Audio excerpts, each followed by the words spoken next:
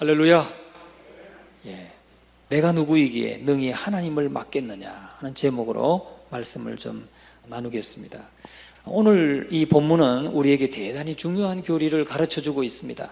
저와 여러분이 받은 구원이 얼마나 소중하고 또 얼마나 귀한 것인지를 가르쳐줍니다. 누구든지 예수 그리스도를 믿고 영접하는 것은 그게 하나님의 놀라운 은혜라는 거예요. 하나님의 놀라운 은혜고 성령의 역사로 말미암아 이루어진 것이기 때문에 우리가 그것을 알아야 된다는 겁니다. 이 성령의 역사로 이루어졌다. 요한복음 1장 12절 13절에 이렇게 말합니다. 영접하는 자 곧 그 이름을 믿는 자들에게는 하나님의 자녀가 되는 권세를 주셨으니 이는 혈통으로나 육정으로나 사람의 뜻으로 나지 아니하고 오직 하나님께로부터 난 자들이니라. 사람의 뜻으로 난 것이 아니라는 거예요. 저와 여러분이 예수 믿게 된 게 내가 한번 예수 믿어볼까? 내가 기독교를 선택해야지. 그래서 믿게 된 게 아니라는 걸 말하는 거예요.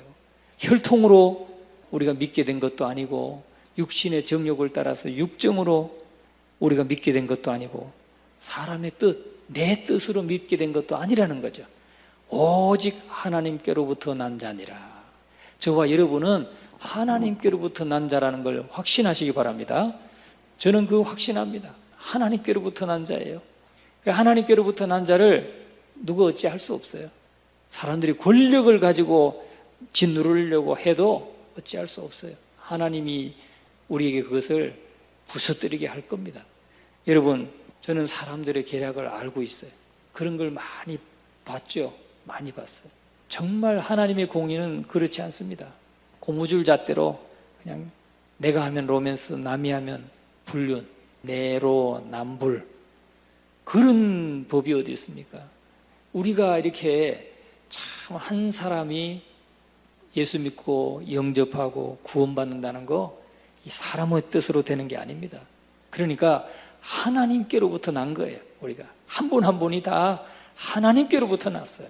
하나님의 성령이 감동하고 역사하셔서 우리가 복음을 깨닫게 됐고 죄를 깨닫게 됐고 그래서 죄를 회개하고 예수님을 영접하게 됐고 이게 하나님의 역사라는 것을 잊지 마시기 바랍니다. 그것을 오늘 이 본문은 우리에게 보여주고 있는 것입니다. 사도 베드로가 가이사랴에서 이방인 백부장 고넬료의 집에서 전도를 했죠. 전도를 하고 그들과 함께 식사를 하고 그랬습니다. 또 침례도 주었고 이렇게 고넬료 집에서 전도한 사실로 인해서 예루살렘의 유대 신자들이 베드로를 비난했어요. 베드로가 이제 돌아왔습니다. 예루살렘으로 돌아왔더니 예루살렘 교회에 나오는 유대인들이 어떻게 네가 이방인들한테 가서 복음을 전하고 이방인들과 함께 식사를 했느냐? 그거를 지금 비난하고 있는 것입니다. 여러분, 그 당시 율법은 그랬어요. 율법은 유대인과 이방인 사이에 구분이 아주 엄연히 존재했고 그게 하나님 뜻인가요? 아니었어요. 하나님의 뜻은 그게 아니었어요. 그러니까 아직도 유대인 중심으로 복음이 전파되고 있었고 이 고넬료에게 전도한 베드로의 사역은 그만큼 그들에게 비판받게 된 것이죠. 획기적인 것이고 아니 이방인에게 복음을 전할 수 없다고 생각하고 있는데 이 사람들은 그 사람들은 상종도 하지 말아야 된다고 생각했는데 아니 베드로가 그들에게 복음을 전하고 같이 식사를 하고 교제를 하고 돌아왔으니 그들이 용납할 수가 없었던 거죠. 그래서 유대적인 풍토 위에서 그리스도교는 유대인 중심의 전도, 유대교의 다른 형태 정도에 머물 수 있었다는 거예요. 유대교에서 개종원해서 교회가 이루어졌는데도 불구하고 아직도 유대교하고 별반 다를 게 없고 조금 달라진 그저 유대교에서 율법에다가 조금 예수 그리스도를 믿는 정도 조금 다른 형태의 정도로 머물러 있었다는 거죠. 그런데 만약 베드로가 유대인들의 비난을 듣고 아이고 잘못했습니다. 아이고 내가 깜빡 그냥 그걸 깨닫지 못하고 그들에게 전하고 밥도 같이 먹고 왔네요. 아유 죄송합니다. 내가 다시는 그렇게 하지 않을게요. 그랬으면 복음은 오늘 우리에게 전달되지 않았다는 거예요. 복음은 이방인에게 전도되지 못했다는 거예요. 그러니까 그것은 그리스도교를 유대교의 연장 정도로 만드는 것이었습니다. 그런데 이러한 위기를 베드로는 어떻게 잘 극복했다는 거죠.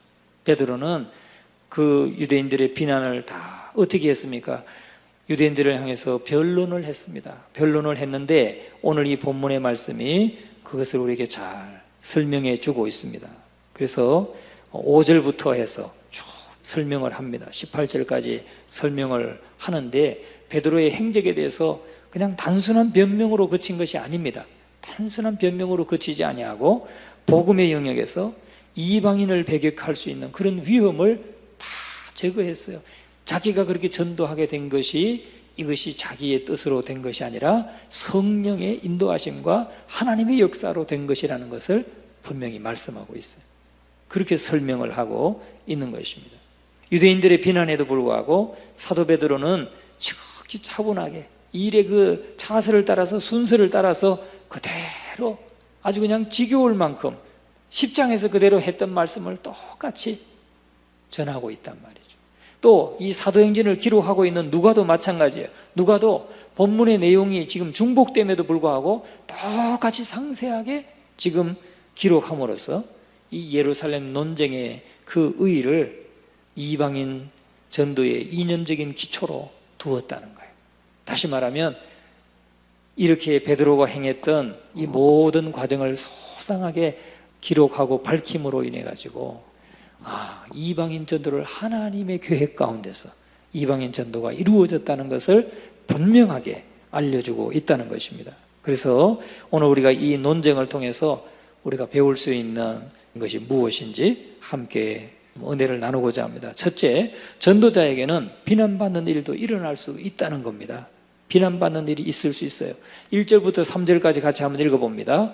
유대에 있는 사도들과 형제들이 이방인들도 하나님의 말씀을 받았다 함을 들었더니 베드로가 예루살렘에 올라갔을 때에 할례자들이 비난하여 이르되 내가 무할례자의 집에 들어가 함께 먹었다 하니, 그러니까 유다에 있는 이 예루살렘에 있는 사도들과 형제들이 이방인들도 하나님의 말씀을 받았다 함을 듣고는 비난하고 있다는 거죠. 물론 사도들이 했는지는 모르겠지만 여기에 할례자들이 비난했다. 이 말은 유대인들이 비난했다는 거예요.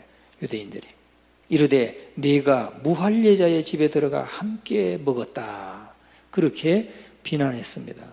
이것은 베드로를 향한 유대인의 비난은 분노와 적대감으로 가득 차 있는 것을 볼 수가 있습니다. 그도 그럴 것이 이 베드로의 행위는 완전히 율법을 어긴 불법적인 행위였기 때문입니다. 왜냐하면 대부분 이 유대교의 율법과 장로들의 유전만 듣고 또 그렇게 살아온 이 유대인들은 이방인이 복음을 받아들이기 위해서는 우선 모세 율법을 다 지켜야 돼요. 모세 율법을 다 지키도록 하고 그리고 유대인으로 기화해야 받아들일 수 있도록, 유대인으로 이렇게 받아들이도록 했다는 거죠. 다시 말하면 지금 여기에 우리나라에도 많은 그 동남아의 근로자들이 와 있습니다. 와서 일을 합니다. 그런데 그들이 하나님 앞에 나와서 함께 예배하고 하나님을 섬기면 우리가 그냥 그리스도 안에서 한 형제로 이렇게 받아줘야 되는데 당신이 우리 교회 함께 나오려면은 먼저 율법을 다 지키고 그리고 할례도 받고 그리고 한국인으로 완전히 기화해야 우리 교회의 일원이 될 수 있다. 이렇게 말하는 것과 같다는 거예요. 이해되십니까? 그런데 그것은 하나님 뜻이 아니었어요. 주님의 뜻은 그게 아니에요. 누구든지 그리스도 안에서 예수를 믿으면 그리스도 안에서 한 몸이 되고 지체가 되고 또 유대인과 이방인의 그 벽이 다 무너졌다고 말씀했잖아요. 다 무너졌다고 말씀하셨는데 지금 이 유대인들은 모세 율법을 다 지키고 유대인으로 귀화해야 이제 받아들일 수 있다라고 생각했다는 거죠. 이게 일반적인, 그리고 그렇게 해야 그들과 식사도 나눌 수 있고 교제할 수 있다고 이렇게 유대인 그리스도인들이 일반적으로 생각을 했던 것입니다. 그러니까 오늘 우리는 전혀 상상을 못하는 일이잖아요. 우리가 이 다문화 가족이 온다든지 하면은 우린 전혀 그런 구분을 하지 않잖아요. 하나님 예배하러 왔으면 그냥 다 주 안에서 형제로 받아들이고 함께 식사도 하고 함께 환영하고 하나님의 자녀로 인정하고 그렇게 맞이하는데 이들은 그렇게 하지 않았다는 것입니다. 그러므로 유대인으로 귀화하지도 않은 이 고넬료와 그 가족과 친지들이 복음을 받았고 베드로는 그들과 더불어 음식을 먹었으니까 유대인들로서는 당연히 놀랄 일이고 비난하지 않을 수가 없었다는 것입니다. 그런데 여기서 우리가 꼭 반드시 기억해야 될 것은 항상 하나님의 뜻이 그럼 무엇이냐? 이걸 생각해야 되는 거죠. 하나님의 뜻은 무엇이냐? 그리스도의 뜻은 무엇이냐? 비난하는 유대인들은 아직도 주님의 뜻은 알지 못했다는 거예요. 율법만 생각을 했지.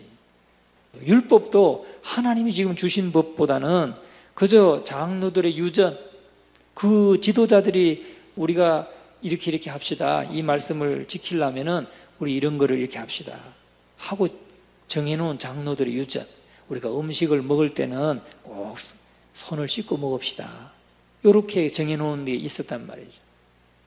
그러니까 제자들 같은 경우도 그랬잖아요. 밀밭 사이를 지나갈 때에 우리가 얼마든지 밀리삭을 한번 쏙 비벼가지고 막 먹기도 하고 그러잖아요. 우리가 그렇게 하는데 장로들의 그 유전을 어겼다 해가지고 안식일에 밀을 부셔 먹었다 해가지고 그들이 시비를 걸고 했잖아요. 여러분, 그러니까 이 장로들의 유전, 자기들이 지금 우리가 이 율법을 지키기 위해서 이런 건 이렇게 합시다, 저렇게 합시다 하고 정해놓은 거, 그것을 어겼다고 해서 또 그 정해놓은 것이 지금 주님의 뜻과 맞지도 않는데 주님의 뜻이 그게 아니란 말이죠. 그러니까 이 유대인들의 무지가 불러들인 비난의 파장은 바로 성령님의 인도를 받은 이 베드로를 정죄하고 있다는 것입니다. 베드로는 성령의 인도함을 받고 성령의 이끌림을 받고 성령께서 가라고 명하셔서 그들을 따라가서 고넬료의 집에 가서 지금 복음도 전하고 또 성령이 강림하는 걸 보고 함께 교제하고 한 것인데, 유대인들은 율법을 기준으로 해서 그 율법도 자기들의 장로들의 유전, 자기들의 인간이 그 만들어 놓은 그런 규칙이나 이런 걸 기준으로 해서 지금 베드로를 정죄하고 있다는 것입니다. 여러분, 우리는 여기서 교훈을 얻어야 됩니다. 세상의 법도 마찬가지고 교회 안에 어떤 규정도 마찬가지고 율법도 마찬가지고, 아무리 율법이 있다 할지라도 율법의 정신을 생각해야 되고, 율법을 왜 그 율법을 주셨는가, 왜 그 규정을 왜 하나님이 계명을 주셨는가, 그 뜻을 바르게 알고 실천하는 것이 중요하지, 율법만 가지고 잣대를 가지고 지켰니 못 지켰니 해서도 안 된다는 거예요. 그 율법의 정신을 우리가 바르게 지켜가는 것이 중요하다. 그래서 주님이 그러잖아요. 안식일날 병 고치거나 했을 때 주님이 그러죠. 너희는 안식일날 송아지가 구덩이에 빠져 있으면 안식일이라고 안 건져주냐? 끌어내지 않겠느냐? 안식일에 병 고쳐준다고 지금 율법을 어겼다고 해서 그 유대인들은 예수님을 엿보고 있다가 비난하고 또 책잡고 그랬는데, 예수님이 그러시잖아요. 너희는 안식일이라고 구덩이에 빠진 송아지 끌어내지 않겠느냐? 내가 하나님의 백성을 이 안식일에 그 병에서 건져주는 게 그게 뭐 잘못됐느냐? 예수님 그러셨잖아요. 그러니까 우리는 항상 이 하나님의 뜻이 뭔가, 그것이 우선이 돼야 될 줄로 믿습니다. 하나님의 뜻이 무엇인가. 그래서 참 이 사도 베드로가 성령의 강권적인 그 인도하심을 따르지 않고 어떻게 다르게 행동할 수 있겠어요? 성령께서 인도하신 것인데. 그래서 오늘날에도 우리 그리스도의 역사를 통해서 선량한 전도자들이 때때로 사소한 편견이나 또 세상적인 이해타산으로 얼마든지 상처받는 일이 있을 수 있다는 겁니다. 왜냐하면 그들은 하나님의 뜻을 알지 못하고 무엇이 정말 하나님의 뜻인지 알지 못하고 판단하기 때문에 오늘 우리는 그런 것들을 좀 감안해야 된다. 자, 그래서 우리가 예수님만 봐도 세인의 오해와 억측 속에서 십자가를 지시게 된 것이죠. 오늘 저와 여러분, 우리가 복음을 들고 또 참 복음을 따르고 하나님을 섬기려고 하는 데는 또 많은 사람들의 이런 비난이 따를 수 있다 하는 것을 이 베드로가 하나님의 뜻을 따르고 순종했지만 비난을 당하고 또 사람들에게 그런 편견에 시달렸던 것을 볼 수가 있습니다. 그럼에도 불구하고 두 번째 우리가 생각해야 될 부분은 전도자의 힘은 말이 아니라 하나님의 능력에 있다는 사실입니다. 전도자의 힘은 말에서 나오는 게 아니라 하나님의 능력에서 나온다. 유대인들의 이 분노에 찬 비난에 대해서 베드로가 아주 담담하게, 아주 자신이 경험한 바를 차서대로 차분하게 설명을 합니다. 그래서 하나님은 베드로에게 어떤 환상을 보여주었는지, 성령님은 또 베드로를 어떻게 인도하셨는지, 그리고 그리스도를 영접한 고넬료와 그들에게 성령이 어떻게 임하였는지 그것을 자세하게 설명을 했습니다. 그랬을 때 사람들이 녹아져 내린 것을 볼 수가 있습니다. 저와 여러분이 한 절씩 교도해 보겠습니다. 13절부터 18절까지. 그가 우리에게 말하기를 천사가 내 집에 서서 말하되 내가 사람을 욥바에 보내어 베드로라 하는 시몬을 청하라.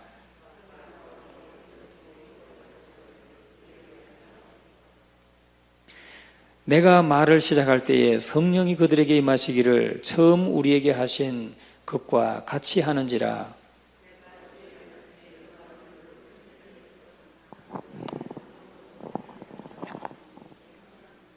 그런즉 하나님이 우리가 주 예수 그리스도를 믿을 때에 주신 것과 같은 선물을 그들에게도 주셨으니 내가 누구에게 하나님을 능히 맡겠느냐 하더라. 그들이 이 말을 듣고 잠잠하여 하나님께 영광을 돌려 이르되 그러면 하나님께서 이방인에게도 생명 얻는 회개를 주셨도다 하니라. 베드로가 역정도 내지 않고 차세를 그냥 담담하게 성령께서 어떻게 인도하셨는지, 하나님의 섭리가 어떻게 그들에게 작용했는지, 성령께서 어떻게 인도하셨는지, 또 예수 그리스도의 복음의 능력으로 그들이 어떻게 예수를 믿게 되고 구원을 받게 되었는지 그것을 설명했을 때 그들이 마음이 녹았던 것을 볼 수가 있습니다. 여러분, 성령의 역사하심과 하나님의 뜻을 안 유대인들은 베드로를 비난하는 대신에 하나님께 영광을 돌렸다 그랬어요. 18절에 보니까 그들이 이 말을 듣고 잠잠하여 하나님께 영광을 돌려 이르되 그러면 당신이 말한 것이 진짜라면 하나님께서 이방인에게도 생명 얻는 회개를 두셨도다 하니라. 여러분, 베드로를 비난했던 유대인들은 베드로의 사역을 통해서 이방인들에게도 전도되어야 한다는 사실을 깨닫게 된 것입니다. 그래서 이러한 일련의 일들이 곧 하나님의 능력이라는 거예요. 한 영혼이 이렇게 복음을 듣고 주께로 돌아오는 것, 그것이 하나님의 능력이다. 그것을 우리가 기억해야 되겠습니다. 베드로는 오직 하나님의 섭리와 능력을 얻었기 때문에 자신의 방법을 사용하지 않고 오직 하나님께 의지한 변론을 했던 것입니다. 그 결과로서 유대인들을 다 설득할 수가 있었고 또 이방인 전도에 어떤 이념적인 기초를 마련하게 되었습니다. 그래서 이처럼 하나님의 섭리는 의뢰하는 자를 통해서 이루어진다. 하나님을 의지하고 또 온전히 신뢰하는 자를 통해서 하나님의 섭리는 이루어진다는 것입니다. 어떤 인간적인 노력보다도 더 큰 능력으로 역사한다는 것을 우리에게 보여주고 있는 것입니다. 오늘 저와 여러분도 하나님의 섭리를 끝까지 신뢰하고 흔들리지 않고 믿음으로 나갈 수 있는 우리 모두가 될 수 있기를 주님의 이름으로 축원합니다. 오늘 여기에서 베드로의 고백처럼 이 성령의 사람, 성령의 인도하심을 체험한 자만이 고백할 수 있는 진솔한 고백이 있습니다. 17절 다시 한번 읽어봅니다. 그런즉 하나님이 우리가 주 예수 그리스도를 믿을 때에 주신 것과 같은 선물을 그들에게도 주셨으니 내가 누구에게 하나님을 능히 맡겠느냐 하더라. 예수를 믿을 때에 주신 것 같은 선물이 무엇입니까? 성령. 예수를 믿을 때 성령을 부어주신다고 그랬어요. 할렐루야. 예수를 믿을 때에 성령을 부어주십니다. 그런데 그 성령 내가 누구이기에 하나님을 능히 맡겠느냐. 여러분, 예수를 믿을 때에 하나님은 성령을 부어주시는 것입니다. 우리는 이것을 하나님의 불가항력적인 은혜라 그럽니다. 불가항력적인 은혜. 그러니까 우리 한 사람 한 사람이 구원받은 데는 우리가 한거할 수 없는 불가항력, 이 말은 한거할 수 없는 그 하나님의 은혜가 부어져서 우리가 구원받은 존재가 되었다는 거예요. 우리도 이 핑계 저 핑계 대면서 예수 안 믿으려고 할 수 있어요. 그리고 안 믿으려고 그렇게 했다가도 항거할 수 없는 그 하나님의 은혜가 부어짐으로 인해서 우리가 믿게 되었다. 이것을 잊지 마시기를 주의 이름으로 축원합니다. 우리는 하나님의 은혜가 아니고서는 생명 있는 존재로 살 수가 없습니다. 우리가 주를 믿고 구원을 받은 것 자체가 은혜이고 기적인 것입니다. 믿습니까? 우리가 구원받은 것 자체가 은혜이고 기적이고 이게 하나님이 하신 일이고 그것은 누구도 막을 수 없다. 그것을 지금 베드로는 고백하고 있는 것입니다. 오늘 저와 여러분 오직 하나님의 섭리에 온전히 순종하는 것만이 주의 일에 참여해서 영생의 복을 얻는 비결이라는 것, 그것을 깨닫고 정말 하나님의 역사가 우리의 기도와 우리의 순종과 우리의 신뢰, 하나님의 주권과 섭리를 신뢰하고 순종하고 나갈 때 하나님이 역사하신다는 것, 그리고 그 하나님의 역사는 막을 수 없다는 것, 그것을 꼭 확신하시고 더욱더 우리가 깨어 기도하기를 힘쓰는, 또 모이기를 힘쓰는 저와 여러분 되시기를 주님의 이름으로 축원합니다.